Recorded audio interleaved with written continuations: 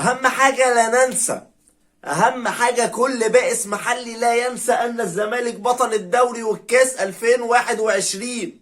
يلا يا حصالة، يا حصالة يا -3. تخيلوا الزمالك -3 عليه 3 اهداف زيادة. ده انت بتوزع خير يالا في رمضان ولا ايه؟ السلام عليكم ورحمة الله وبركاته. بمسي على كل اخواتي الاهلاوية اللي منوريني دايما. متصدر الدوري يا بائس يا محلي يا خامس، والتصنيف الاول في افريقيا، والتصنيف ال11 عالميا، والمركز الرابع في كاس العالم للانديه اللي هروحوا 2025. يا بائس يا محلي يا محروم يا مديون، تعالى تعالى يالا يا بائس يا محلي اللي عايز تساوي بؤسك ببؤسي.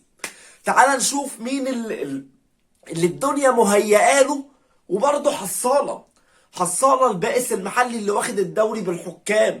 ادي نتيجه الدوري اللي بتاخدوه بالحكام، وادي نتيجه التواطؤات والمحسوبيات اللي بتتعمل لكم، والصفقات الفشنك، والملايين اللي على الفاضي، والاعلام اللي بيطبل، والاعلام اللي بيداري. ادي البلاوي. انتوا اللي بتفضحوا نفسكم يا بائس يا محلي. انت وهو بتقارن نفسك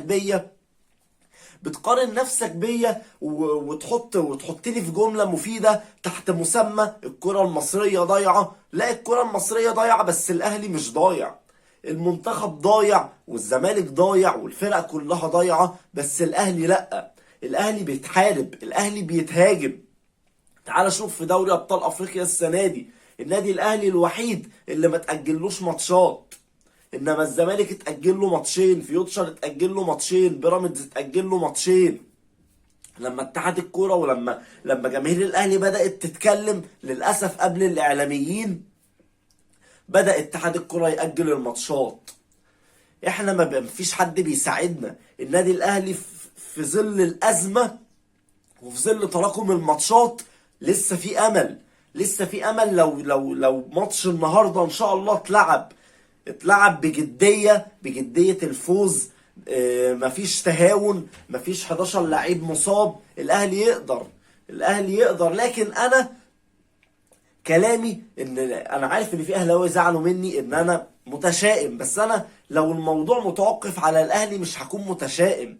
لكن الموضوع متوقف على فريق هو عارف ان انت اقوى ند في البطولة.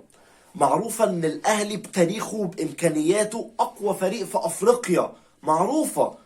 فميموليدي سان داونز هيسيب، يعني اكيد مش هيكون حابب ان الاهلي يتأهل علشان هيكون ند له، مع انه هيخسر من فيتا كلوب لما يصعد. لكن هي دي بس اللي مخوفاني، هو ماتش النهارده الساعة 3 العصر ان شاء الله.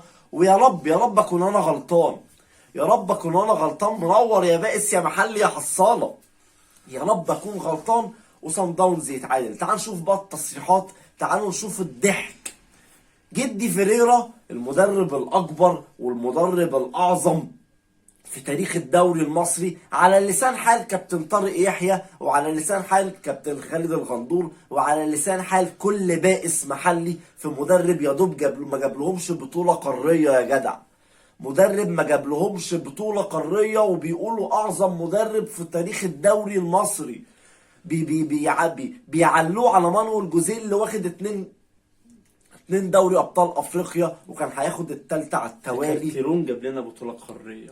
ده كارتيرون وجروس جابوا لكم بطولة قارية يا بائس يا محلي انت وهو. لكن تعالوا نشوفوا الزيطة بتعمل ايه.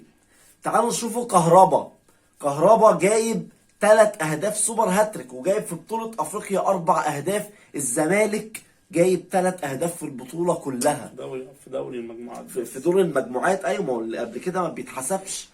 الزمالك -3، الزمالك الاخير -3 عليه 3 اهداف. انتوا مديونين حتى في الاجوان يالا، انتوا مديونين حتى في الاهداف يا بائس يا محلي انت وهو. وبتقارن نفسك بالاهلي، وبتقارن نفسك بلو لا قدر الله الاهلي خرج بمؤامرة.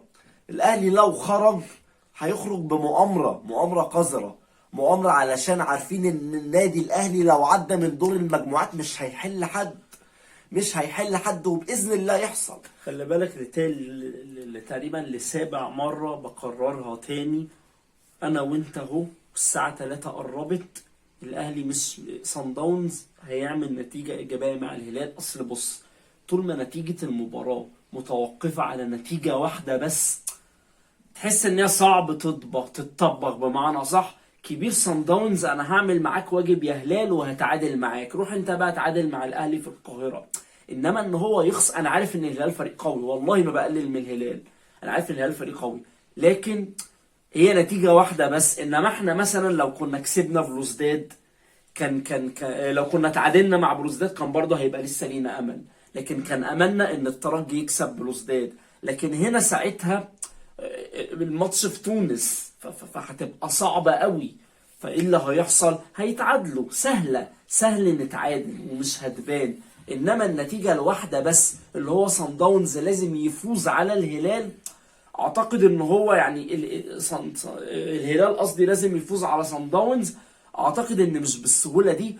الكلام الكتير اللي حصل حط ضغط على الهلال، الكلام الكتير اللي حصل حط ضغط اكتر على صن داونز، اللي هو على الاقل هيخرج متعادل والساعة 3 هتيجي. وافكرك ربنا يسهل ان شاء الله. تعالوا اقول لكم على حاجة بقى كده ايه تنبؤية. مش كهربا تألق، مش كهربا ترند الدنيا دلوقتي. تعالى كده لما الاهلي يرجع القاهرة او من غير ما يرجع القاهرة هنلاقي اتحاد الكورة بيعلن عقوبة كهربا. هتشوفوا انا عقوبة كهربا على ايه؟ يعني انت عقوبة على ايه؟ عارف النادي كهربا الاهلي ما شتمش. عارف الاهلي عجبني جدا في البيان ليه؟ الاهلي قال لك انا مش معترض على انك تعاقبوا كهربا، عاقبوا كهربا، بس هتعاقب كهربا يكون عندك الشجاعه وتعلن. انما دلوقتي عدى على الواقعه 3 شهور، انت فاهم يعني ايه 3 شهور عدت على الواقعه؟ دي حاجة. الحاجة التانية انا ما ينفعش دلوقتي في عقوبة على شخصين في نفس اليوم. أيوة. ما ينفعش اعلن عن واحد والتاني الله يفك دقته.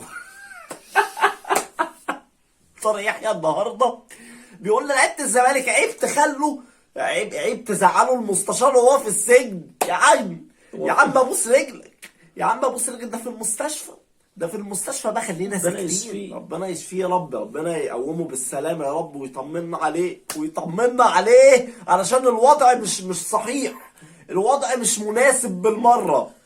لكن يا رب النهارده عنق الزجاجة يخرج منها الأهلي.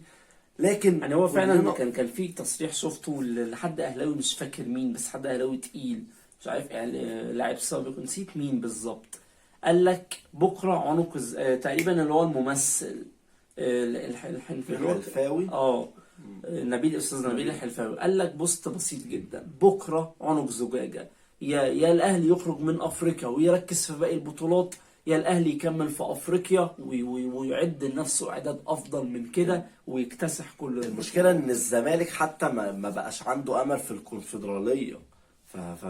انتوا عندكم بلاوي. شوف الاعلام هيطبل للزمالك ازاي وهيحط على الاهلي ازاي لو لا قدر الله خرج من البطوله. سلام.